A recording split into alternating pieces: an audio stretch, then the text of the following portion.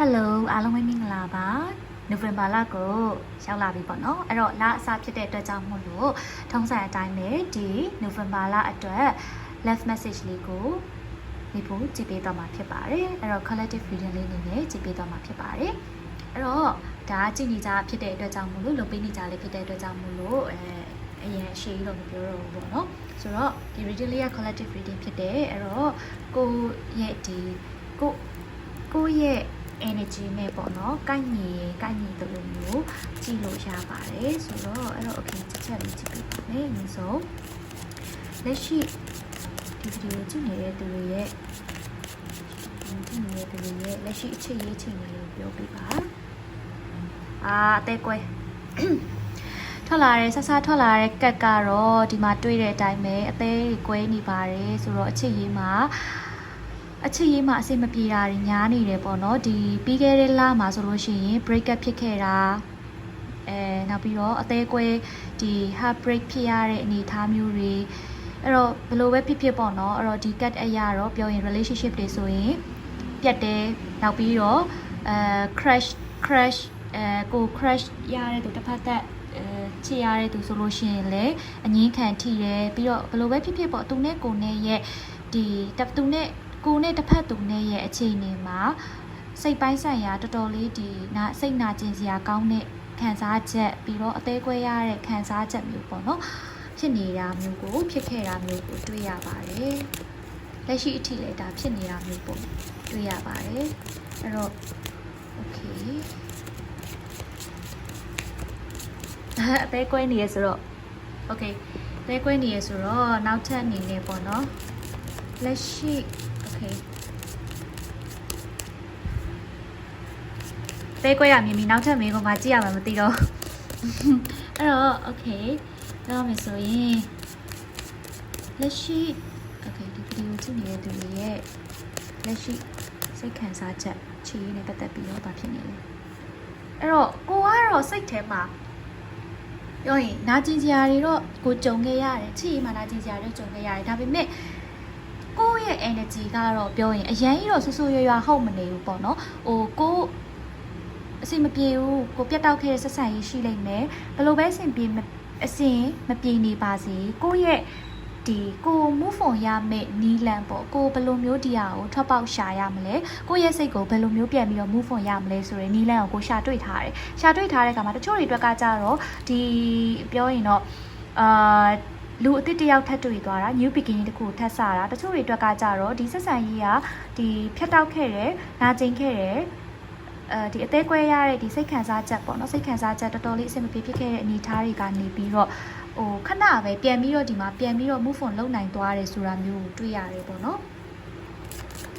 အဲ့တော့လက်ရှိရဲ့စိတ်ခံစားချက်ပေါ့ဒီနေရာကနေပြီးတော့အဆင်မပြေတဲ့စိတ်ခံစားချက်တွေကနေကိုလွတ်မြောက်သွားတယ်ဆိုတဲ့ခံစားချက်မျိုးပေါ့နော်ပြောရင်မနာကျင်ရဘူးလားတော့မဟုတ်နာတော့နာကျင်တယ်ဒါပေမဲ့အဲ့လိုမျိုးနာကျင်နေပေမဲ့လို့တစ်ဖက်ကနေလဲကိုကလွတ်မြောက်သွားတဲ့အနေအထားမျိုးပေါ့နော်အဲ့လိုအနေအထားမျိုးတွေ့တယ်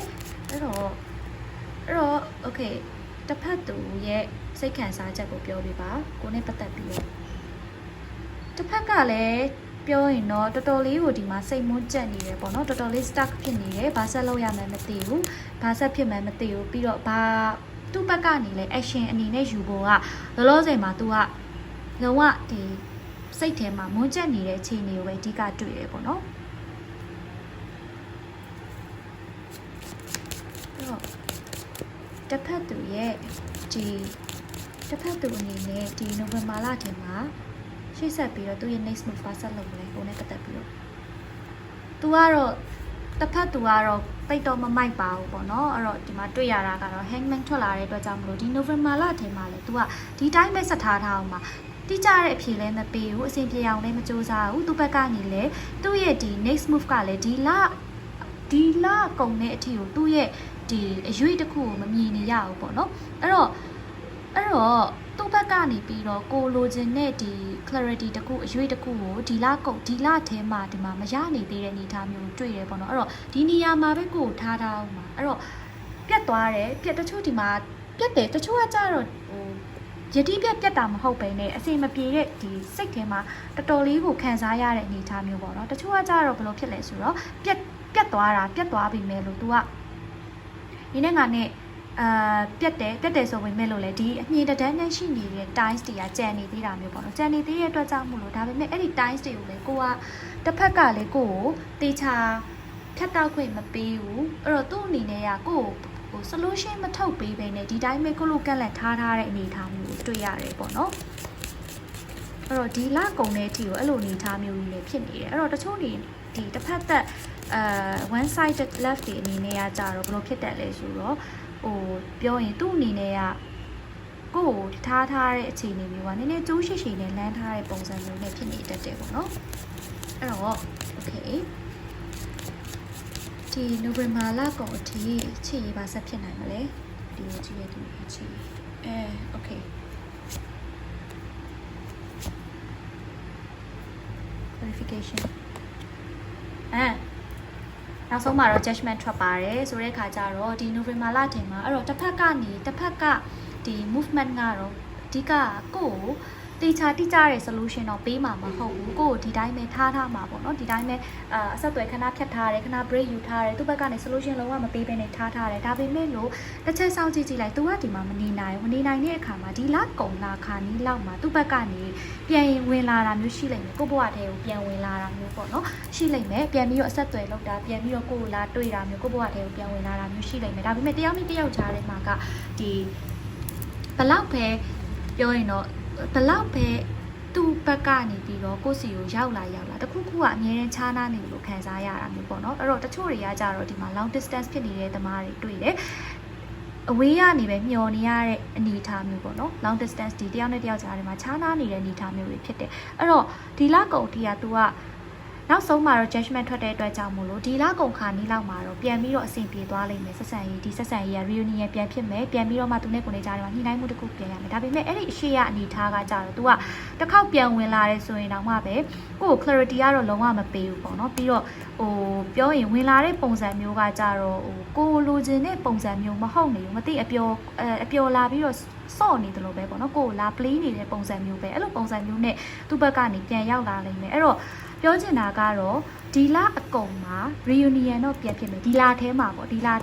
အကုန်လောက်နောက်ထပ်3 weeks လောက်မှာ reunion တော့ပြန်ဖြစ်မယ်ဒီဆက်ဆံရေးဒါပေမဲ့လို့ဒီတစ်ဖက်သူရဲ့အရှိရ next move မှာကြတော့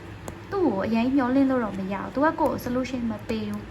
ပြန်ပြီးတော့ဝင်လာလို့သူနဲ့ကိုယ်နဲ့ကြားထဲမှာစကားပြန်ပြောဖြစ်လို့ reunion ပြန်ရတဲ့ပုံစံမျိုးဒါပေမဲ့ဒီဆက်ဆံရေးဒီ solution တော့ထွက်မလားဆိုတော့မထွက်ဘူးပေါ့နော်အဲ့လိုနေထားမျိုးတော့ဖြစ်နေသေးတယ်အဲ့တော့ဒီမှာပြန်စီမပြေခင်သေးခင်စက်ကြားမှာကတော့စိတ်မိုးကျရတဲ့အနေအထားမျိုးတော်တော်လေးကိုပြောလို့ရှိရင်တော့စိတ်ကြီးကျရတဲ့အနေအထားမျိုးပေါ့နော်လုံးဝကိုယ့်ရဲ့စိတ်ကိုဒီမှာလေဒီပုံထဲမှာတွေ့ရတယ်လို့ပဲပေါ့နော်စိတ်ကိုလုံးဝစိတ်တွေကိုအနှောင်ခံထားရတခုခုဒီကျင်းနဲ့ကြက်တဲမှာဒီကျုပ်တစ်ခုထဲမှာ